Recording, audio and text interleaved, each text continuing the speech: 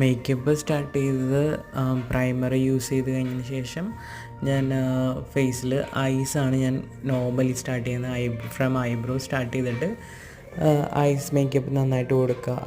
Last വീഡിയോയിൽ ഞാൻ പറഞ്ഞ പോലെ തന്നെ ആളുടെ ഐസ് കുറച്ച് ഹുഡഡായിട്ടായിരുന്നു. അപ്പോൾ അതുകൊണ്ട് നമ്മൾ ലൈറ്റ് കളറ് സ്റ്റാർട്ടിങ് കോർണറിൽ കൊന്നർ കോർണറിൽ നമ്മൾ കൊടുത്തു.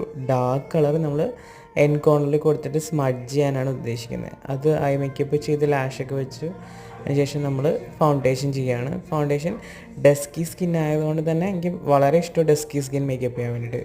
ദെൻ ഡസ്കി സ്കിൻ ചെയ്ത് കഴിയുമ്പോൾ തന്നെ നമുക്ക് നല്ലൊരു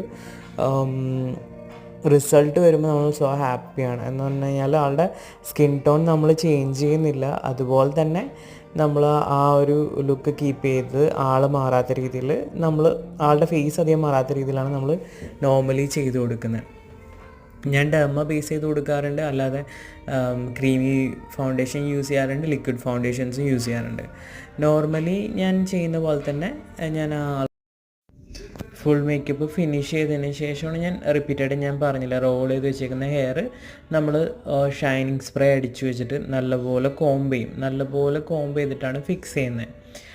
നിങ്ങൾക്കിപ്പോൾ കാണാം ഫ്രണ്ടിൽ വന്നേക്കുന്ന ഹെയറിൻ്റെ ബൗൺസിങ് ലുക്ക്, ഒരു ട്വിസ്റ്റും ബൗൺസിങ്ങും വന്നിട്ടുണ്ട്. അത് നമ്മൾ ഫങ്ഷൻ കഴിയണ വരെയും ആ ബൗൺസിങ് അവിടെ തന്നെ ഉണ്ടാവും, അത് മാറത്തില്ല.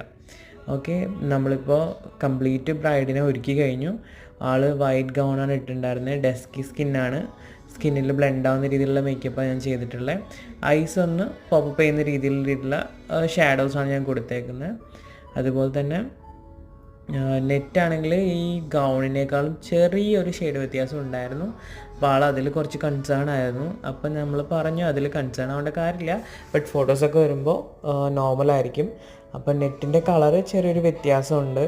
ഞാൻ വീഡിയോ ഇടുമ്പോൾ പറയുന്നത് എന്താണെന്ന് വെച്ച് കഴിഞ്ഞാൽ ഓൾറെഡി നമുക്ക് കമൻറ്റ്സ് എന്തായാലും വരും, നെറ്റിൻ്റെ കളർ വേറെയാണല്ലോ എന്ന് പറഞ്ഞിട്ട്. അപ്പോൾ അതുകൊണ്ടാണ് ഞാൻ അതിനെക്കുറിച്ച് മെൻഷൻ ചെയ്ത് പറയുന്നത്.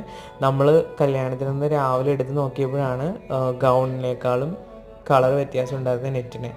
അപ്പം അവരും ബ്രൈഡിൻ്റെ വീട്ടുകാരും ശ്രദ്ധിച്ചിട്ടുണ്ടായിരുന്നില്ല ഇത് വേറെ വേറെ കളറാണെന്ന്. ഇപ്പോൾ നമുക്ക് ആ രാവിലെ പോയി വാങ്ങാനുള്ളൊരു ഓപ്ഷൻ ഉണ്ടായിരുന്നില്ല. അപ്പോൾ അതുകൊണ്ട് നമ്മൾ ഹെയർ സ്റ്റൈലും മേക്കപ്പ് കഴിഞ്ഞതിന് ശേഷം നമ്മൾ അതന്നെ വെച്ച് കൊടുക്കുകയും ചെയ്തിട്ടുണ്ടായിരുന്നത്. പിന്നെ നമ്മൾ ആൾ നിർത്തി പല ആംഗിളിലും വീഡിയോ ഷൂട്ടും ഫോട്ടോഷൂട്ടും ഒക്കെ എടുത്തു കഴിഞ്ഞു. ആൾ റെഡിയാണ് ഇപ്പോൾ ഔട്ട്ഡോർ ഷൂട്ടിന് പോകാൻ വേണ്ടിയിട്ട്. ഇപ്പോൾ അവരുടെ ഫാമിലി എല്ലാവരും പ്രസൻറ്റ് ചെയ്യാൻ വേണ്ടി താഴത്തേക്ക് പോവാണ്. അത് സോ ഹാപ്പിയാണ് മേക്കപ്പ് കഴിഞ്ഞതിന് ശേഷം.